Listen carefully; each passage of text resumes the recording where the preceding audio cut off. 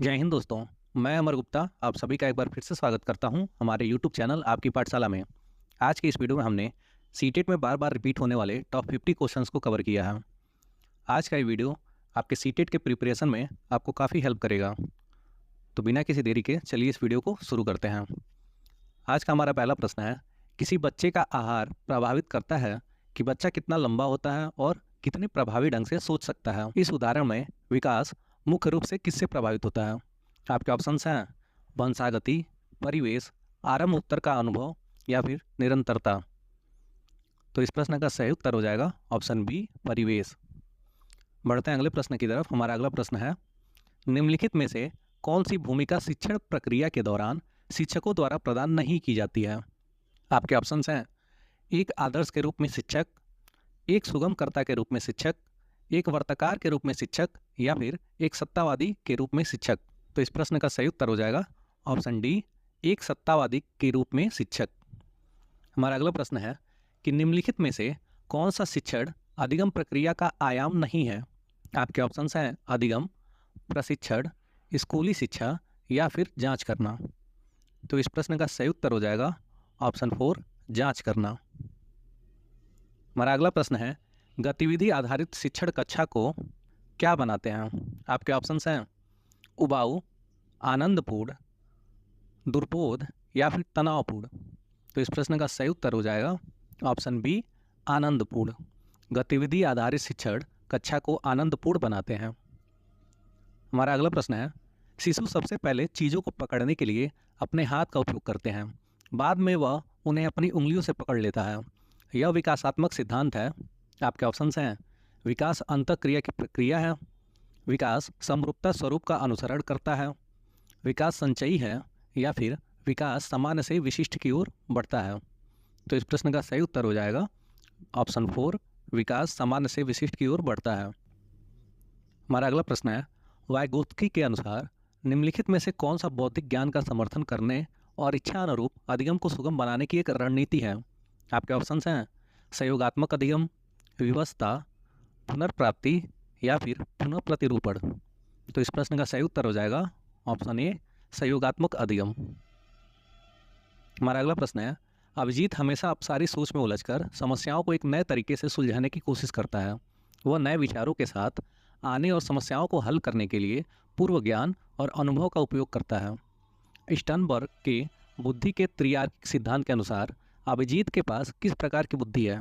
आपके ऑप्शंस हैं विश्लेषणात्मक बुद्धि, अनुकूलन बुद्धि, सृजनात्मक बुद्धि या फिर व्यवहारात्मक बुद्धि। तो इस प्रश्न का सही उत्तर हो जाएगा ऑप्शन सी, सृजनात्मक बुद्धि। अभिजीत के पास सृजनात्मक बुद्धि है। हमारा अगला प्रश्न है, एक सुनार का बेटा एक विशेषज्ञ सुनार बन जाता है, यह उदाहरण है। आपके ऑप्शंस हैं जैविक आनुवंशिकता, सामाजिक आनुवंशिकता, वृत्ति का स्थानांतरण या फिर इनमें से कोई नहीं। तो इस प्रश्न का सही उत्तर है ऑप्शन बी, सामाजिक आनुवंशिकता। एक सुनार का बेटा एक विशेषज्ञ सुनार बन जाता है, यह सामाजिक आनुवंशिकता का उदाहरण है। हमारा अगला प्रश्न है, एक शिक्षक कक्षा कार्यों को एकत्र करके परीक्षण करते हैं, फिर छात्रों को उत्तीर्ण या अनुत्तीर्ण के रूप में ग्रेड देते हैं। वे क्या कर रहे हैं? आपके ऑप्शंस हैं अधिगम का आकलन, अधिगम के रूप में आकलन, अधिगम के लिए आकलन या फिर अधिगम पर आकलन। तो इस प्रश्न का सही उत्तर हो जाएगा अधिगम का आकलन। शिक्षक अधिगम का आकलन कर रहे हैं।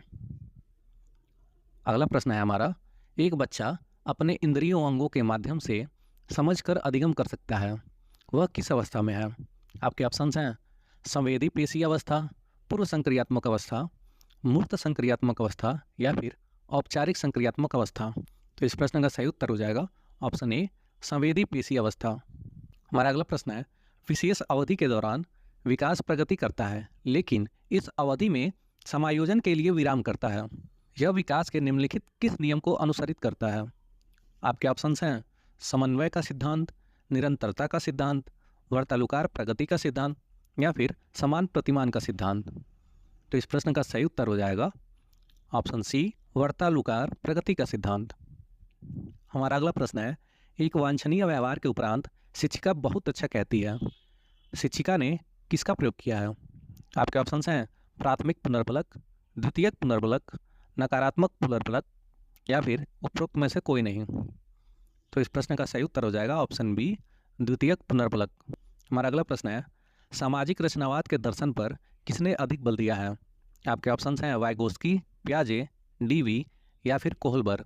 तो इस प्रश्न का सही उत्तर हो जाएगा वाइगोस्की। बढ़ता है अगले प्रश्न की तरफ। हमारा अगला प्रश्न है, कौन सा सामाजिकरण की प्रक्रियाओं के अंतर्गत नहीं आता है? आपके ऑप्शंस हैं सामाजिक रूप से अनुमोदित तरीके से व्यवहार करना सीखना, स्वीकृत सामाजिक भूमिकाएं निभाना, सामाजिक दृष्टिकोण का विकास या फिर आत्म केंद्रित व्यवहार का अनुमोदन। तो इस प्रश्न का सही उत्तर हो जाएगा ऑप्शन डी, आत्म केंद्रित व्यवहार का अनुमोदन। हमारा अगला प्रश्न है, कोहलबर के नैतिक विकास के सिद्धांत की किस चरण की विशेषता जैसे को तैसा है? आपके ऑप्शंस हैं आज्ञाकारिकता और दंड अभिविन्यास, व्यक्तिगत पुरस्कार अभिविन्यास, सामाजिक अनुबंधन अभिविन्यास या फिर कानून और व्यवस्था अभिविन्यास। तो इस प्रश्न का सही उत्तर हो जाएगा ऑप्शन बी, व्यक्तिगत पुरस्कार अभिविन्यास। हमारा अगला प्रश्न है, प्रगतिशील शिक्षा बच्चों को निम्नलिखित में से किस रूप से देखती है? आपके ऑप्शंस हैं सदाचार और नैतिकता की उच्च भावना के साथ पैदा हुए हैं जो ईश्वर प्रदत्त है, तबला रस या खाली स्लेट, लघु वयस्क जिनकी सोच वयस्कों से कम है, या फिर जिज्ञासु प्राणी जो अपने परिवेश की खोज के माध्यम से सीखते हैं। तो इस प्रश्न का सही उत्तर हो जाएगा ऑप्शन डी, जिज्ञासु प्राणी जो अपने परिवेश की खोज के माध्यम से सीखते हैं। हमारा अगला प्रश्न है, एक शिक्षक कक्षा के छात्रों द्वारा किए गए कार्यों को एकत्र करता है और फिर उन कार्यों को छात्रों में वितरित करता है ताकि प्रत्येक छात्र को अपने एक साथी द्वारा किए गए कार्य का आकलन करने का मौका मिले। वह शिक्षक किस चीज़ को प्रोत्साहित कर रहा है? आपके ऑप्शंस हैं अधिगम का आकलन, अधिगम के रूप में आकलन, अधिगम के लिए आकलन या फिर अधिगम पर आकलन। तो इस प्रश्न का सही उत्तर हो जाएगा ऑप्शन बी, अधिगम के रूप में आकलन। वह शिक्षक अधिगम के रूप में आकलन को प्रोत्साहित कर रहा है। हमारा अगला प्रश्न है, व्यक्तियों में उनकी ऊंचाई, वजन, त्वचा का रंग, आंखों और बालों का रंग, पैर आदि के बारे में भिन्नता और विचलन को किस रूप में जाना जाता है? आपके ऑप्शन हैं भावनात्मक भिन्नता, शारीरिक भिन्नता, मानसिक भिन्नता या फिर इनमें से कोई नहीं। तो इस प्रश्न का सही उत्तर है ऑप्शन बी, शारीरिक भिन्नता। हमारा अगला प्रश्न है, व्यवहारिक बुद्धिमत्ता को कहा जाता है? आपके ऑप्शंस हैं मूर्त बुद्धिमत्ता, अमूर्त बुद्धिमत्ता, संज्ञानात्मक क्षमता या फिर सामाजिक बुद्धिमत्ता। तो इस प्रश्न का सही उत्तर है ऑप्शन ए, मूर्त बुद्धिमत्ता।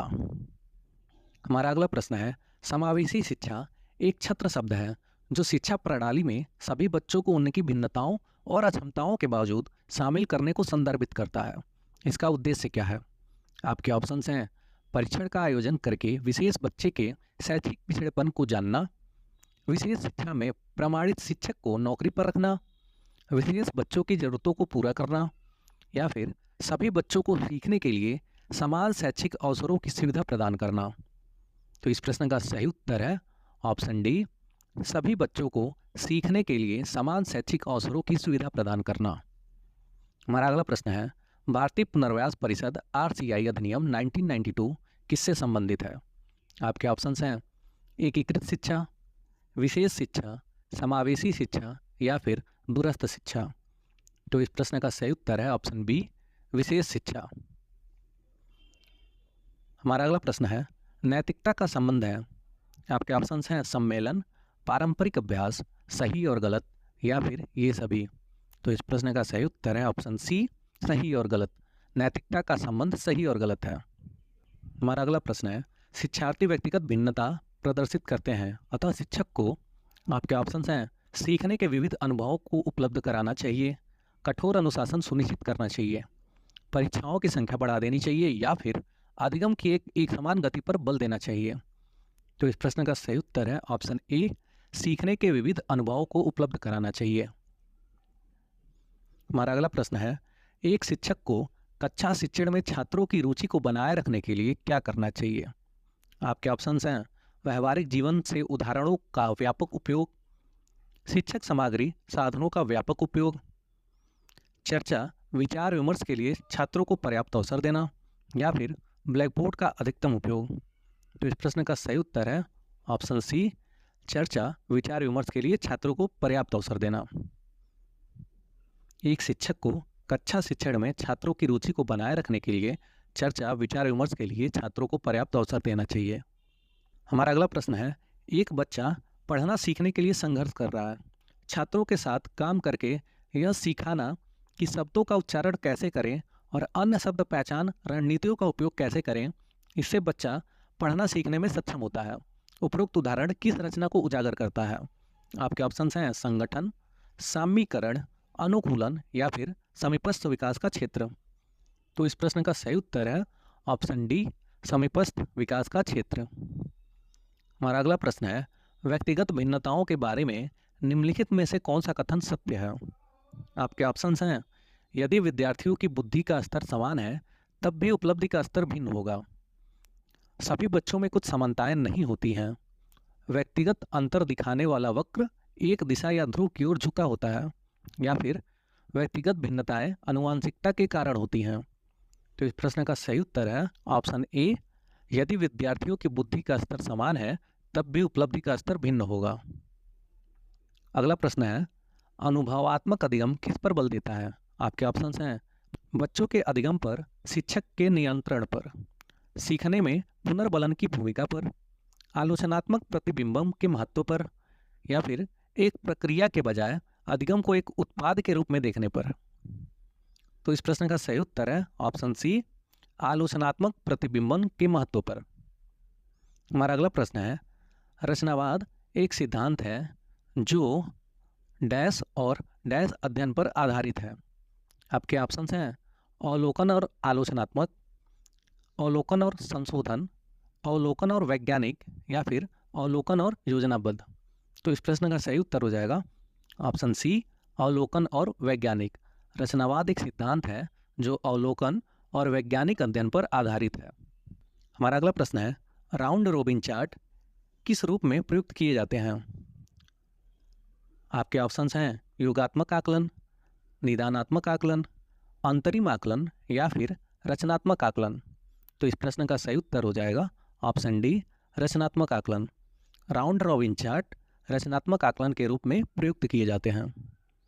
हमारा अगला प्रश्न है, समालोचनात्मक चिंतन में प्रमाण की क्या भूमिका होती है?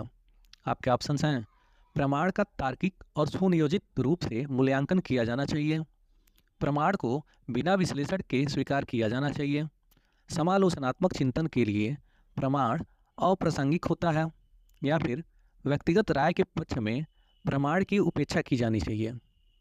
तो इस प्रश्न का सही उत्तर है ऑप्शन ए, प्रमाण का तार्किक और सुनियोजित रूप से मूल्यांकन किया जाना चाहिए। अगला प्रश्न है, डैश एक बाल केंद्रित कक्षा की विशेषता है? आपके ऑप्शंस हैं, बहुत निष्क्रिय शिक्षक और सक्रिय शिक्षार्थी, शिक्षार्थियों के लिए विभिन्न प्रकार की अधिगम की गतिविधियां, शिक्षार्थियों द्वारा चुना गया पाठ्यक्रम, या फिर कक्षा के केंद्र में बैठे बच्चे।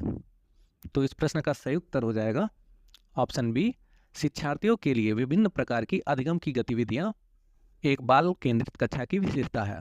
हमारा अगला प्रश्न है, विक्टर ब्रूम का अभिप्रेरणा का सिद्धांत किसको समझने के लिए लोकप्रिय है? आपके ऑप्शंस हैं, व्यक्तिगत व्यवहार, समूह व्यवहार, संगठनात्मक व्यवहार, या फिर उपरोक्त में से कोई नहीं। तो इस प्रश्न का सही उत्तर है ऑप्शन सी, संगठनात्मक व्यवहार। विक्टर ब्रूम का अभिप्रेरणा का सिद्धांत संगठनात्मक व्यवहार को समझने के लिए लोकप्रिय है। हमारा अगला प्रश्न है, वह अवस्था कौन सी है जो बाल्यावस्था से वयस्क में परिवर्तन को चिन्हित करती है? आपके ऑप्शंस हैं, प्रारंभिक बाल्यावस्था, माध्यमिक बाल्यावस्था, पूर्व संक्रियात्मक अवस्था, या फिर किशोरावस्था। तो इस प्रश्न का सही उत्तर है ऑप्शन डी, किशोरावस्था। हमारा अगला प्रश्न है, समावेशी शिक्षा में क्या शामिल है? आपके ऑप्शंस हैं, सभी शिक्षार्थियों के लिए मानक पाठ्यचर्या, विद्यार्थियों का उनकी योग्यताओं के आधार पर पृथकीकरण व वर्गीकरण करना, विशेष आवश्यकता वाले शिक्षार्थियों को केवल व्यावसायिक शिक्षा का प्रावधान, या फिर व्यक्तिगत मतभेदों की पहचान के परिणाम स्वरूप पाठ्यचर्या में लचीलापन। तो इस प्रश्न का सही उत्तर हो जाएगा ऑप्शन डी, व्यक्तिगत मतभेदों की पहचान के परिणाम स्वरूप पाठ्यचर्या में लचीलापन। हमारा अगला प्रश्न है, निम्नलिखित में से कौन सा कथन मनुष्य के विकास के संबंध में सर्वाधिक उपयुक्त है? आपके ऑप्शंस हैं, मनुष्य में विकास एक गुणात्मक प्रक्रिया है, मनुष्य में विकास एक मात्रात्मक प्रक्रिया है, मनुष्य में विकास में गुणात्मक और मात्रात्मक दोनों प्रक्रियाएं हैं, या फिर मनुष्य में विकास एक मनोवैज्ञानिक प्रक्रिया है? तो इस प्रश्न का सही उत्तर हो जाएगा ऑप्शन सी, मनुष्य में विकास में गुणात्मक और मात्रात्मक दोनों प्रक्रियाएं हैं। हमारा अगला प्रश्न है, सूचना की पुनरावृत्ति में क्या सम्मिलित है ताकि यह लघुकालीन से दीर्घकालीन स्मृति तक चले? आपके ऑप्शंस हैं कूट संकेतीकरण, पूर्वाभ्यास, चंकिंग या फिर संग्रहण। तो इस प्रश्न का सही उत्तर है ऑप्शन बी, पूर्वाभ्यास। हमारा अगला प्रश्न है, निम्नलिखित में से स्वलीनता वाले विद्यार्थियों की विशिष्ट विशेषता कौन सी है? आपके ऑप्शंस हैं कल्पना को तथ्य से अलग करने की श्रेष्ठ क्षमता, उन्नत सामाजिक भावनात्मक पारस्परिकता, बार बार दोहराव और आवृत्ति व्यवहार, या फिर संवाद कौशलों का उच्च स्तर। तो इस प्रश्न का सही उत्तर है ऑप्शन सी, बार बार दोहराव और आवर्ती व्यवहार। हमारा अगला प्रश्न है कि इनमें से क्या समाज में एक महत्वपूर्ण भूमिका निभाते हैं क्योंकि वे सामाजिक समर्थन, अपनेपन की भावना और सहभागिता और सहयोग के अवसर प्रदान करते हैं? आपके ऑप्शंस हैं समाजीकरण, संस्थान, समुदाय या फिर साझेदारी। तो इस प्रश्न का सही उत्तर है ऑप्शन सी, समुदाय। समुदाय समाज में एक महत्वपूर्ण भूमिका निभाते हैं क्योंकि वे सामाजिक समर्थन, अपनेपन की भावना और सहभागिता और सहयोग के अवसर प्रदान करते हैं। तो दोस्तों, अगर आपको ये वीडियो पसंद आई हो तो इस वीडियो को लाइक और शेयर ज़रूर करें, और अगर आप चैनल पे नए हैं तो चैनल को सब्सक्राइब कर लें। ऐसे और भी वीडियोस देखने के लिए हमारे साथ जुड़े रहें। धन्यवाद एंड ऑल द